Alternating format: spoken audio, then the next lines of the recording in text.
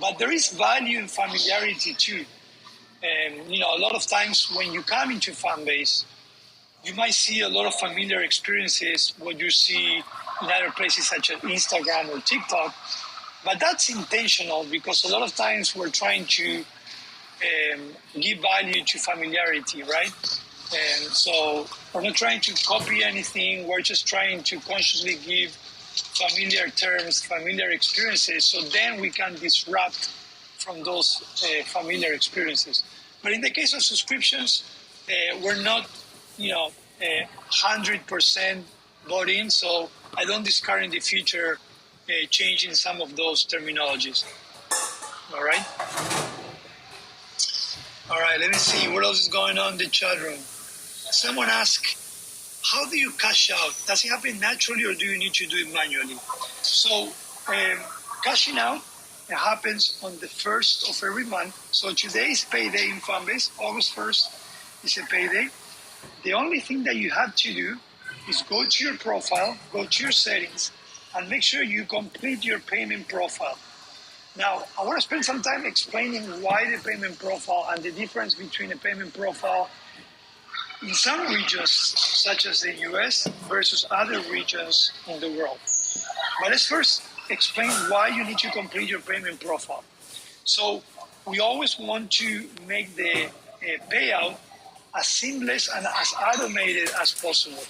Just like you do with Lyft or Uber, we use a third-party payment processor that automates the entire payout, meaning that if you're in the US and if you are in Australia and the UK, you can actually put your bank account or debit card information, and then automatically on the 1st of every month will be paying you. So you'll see the money coming in.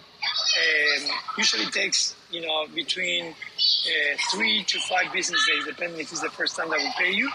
But it's completely automated. So the only thing we ask from you is to go in there and complete your payment profile. Now, a lot of people have asked, okay, why are you guys asking, for example, for social security number if I'm an individual or EIN if I'm a business?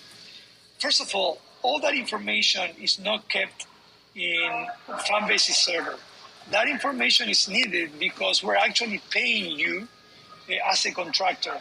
And then the third-party processor will have to process all type of tax documentations for you, okay?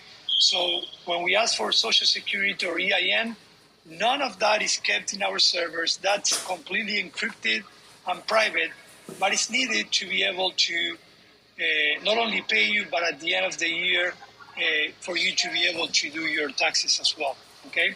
Now, if you are outside the US, UK, or Australia, we can still pay you, and we do that through PayPal, okay? So all we ask you is to validate your PayPal account, okay? And then on the 1st of every month, we actually pay you through PayPal, all right? Now, in the future, not only we're going to be continuing diversifying the way we pay out, but we're also going to be standardizing it. So we might be able to offer PayPal in other regions as well. We also, I don't discard in the future, being more flexible rather than only getting paid on the 1st of every month, getting paid or allowing you to cash out. But we're not there yet, but we definitely have a pretty extensive roadmap on the payment and payout side as well, okay? So hopefully I answered the question and I gave you enough information for those that are new in Fanbase. But again, trying to make it as simple as possible so you can make money in here. All right? Let me see. I'm seeing some of you answering some of those questions as well in the chat room. It's always on the 1st of the month, okay? Now again, because it's on the 1st of the month, that's when we actually send those payments. Now, when they arrive to your bank account, that might take up to 5 business days. If it's the first time you get paid, there is a validation process, so it might take a little bit longer. But if you got paid in the past, sometimes it can be as quick as 2 days. Okay.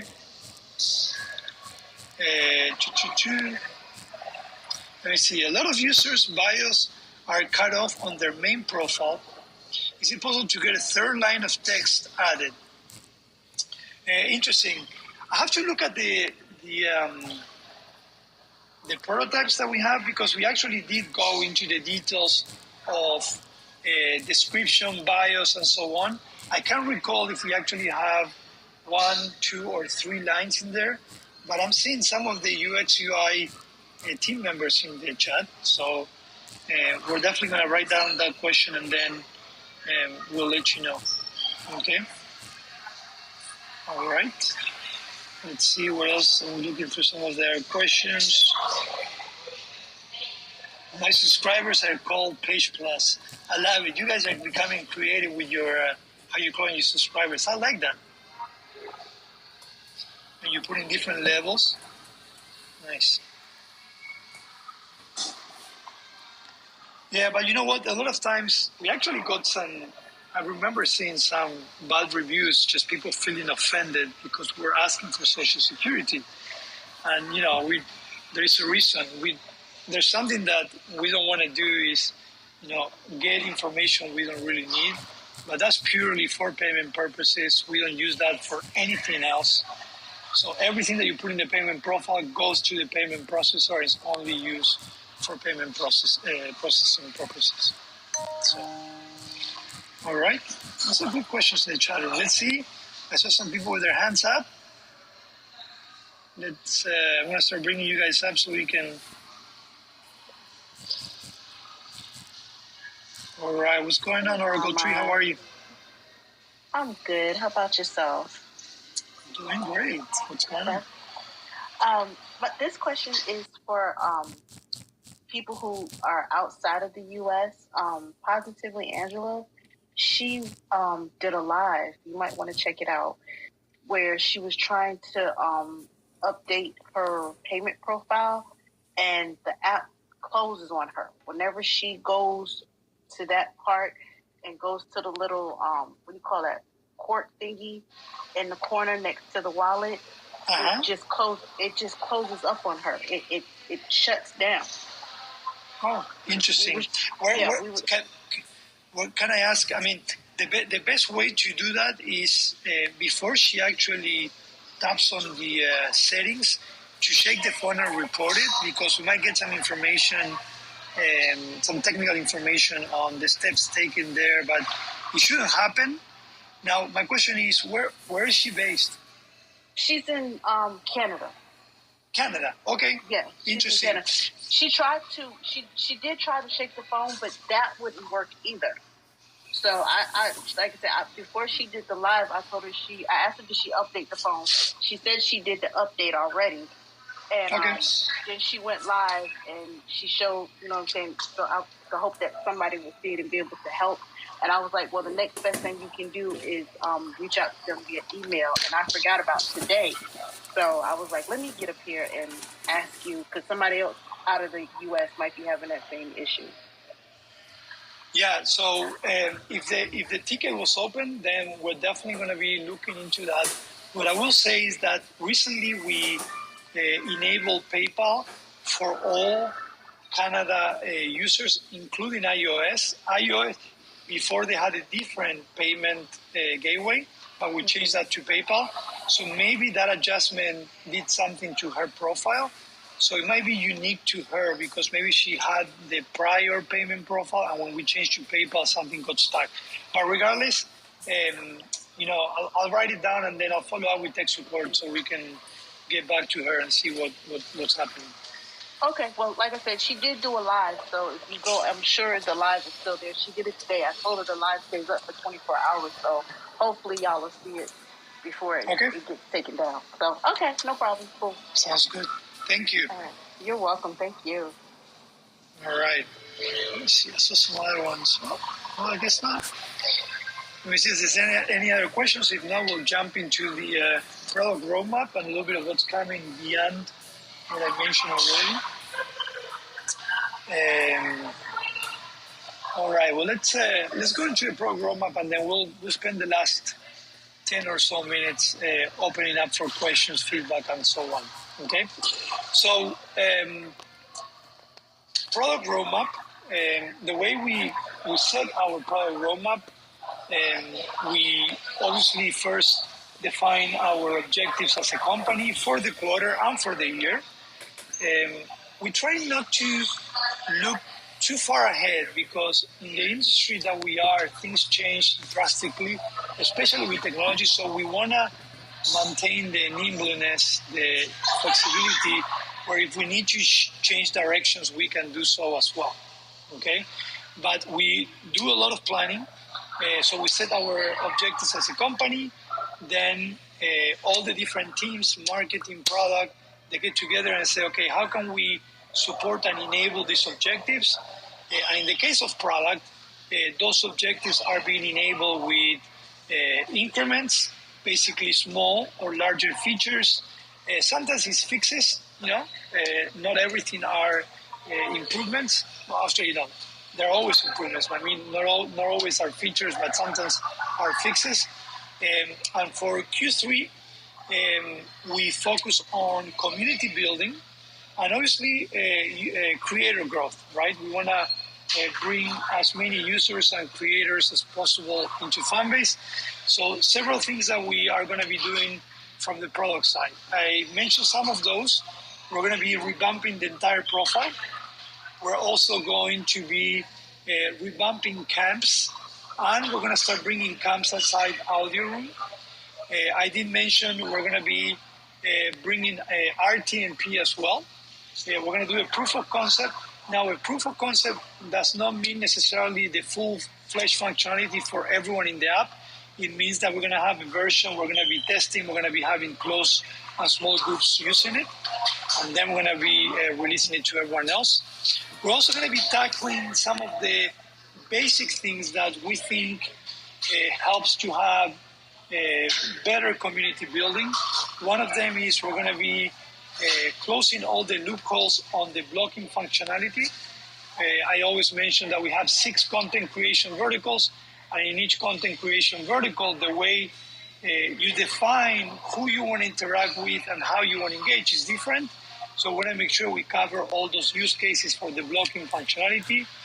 We're also going to be continuing improving the algorithm for content, but also our bot algorithm to make sure that we start improving the way we identify real users and also real content. With the advance of AI, as great things that AI brings, also brings a lot of challenges for content moderation, content creation, and so on. So I'm going to be working on that this quarter. And then we're going to start already thinking about Q4. And in Q4, we're going to start bringing a lot of customized experience for creators, okay?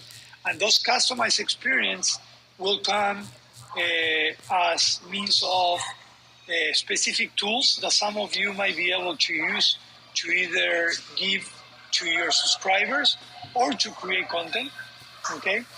We're also going to be improving the way we're allowing you to create content as well. Small things such as, video uploads, improvements. We know that sometimes video uploads takes a lot of time. We're going to be improving that. One thing that I haven't forgotten, and it's also happening in Q3, is carousel. Okay, I know we promised this to everyone in my audio room about a month ago, but carousels is coming in Q3 as well. In fact, the team is already starting to refine that. And I'm looking through here. And then we're going to be doing some audio insights improvements as well. We're going to start bringing some more insights into audio so you can also see not only how many users you have currently in the audio room, but also how many you had total in the entire lifespan of your audio room as well. Okay, so a lot of things. Every content vertical has their own roadmap, and usually we try to pick and choose based on business priorities what we work on. But that's just a little bit of a glimpse of what's coming up in the next, I would say, 2 to 3 months. As we get closer to Q4, I'll start sharing some of the objectives for Q4 and so on. But for now, that's what we're looking at for product Rama. All right. Let me see through here. I see some of you throwing ideas out there. Let me see.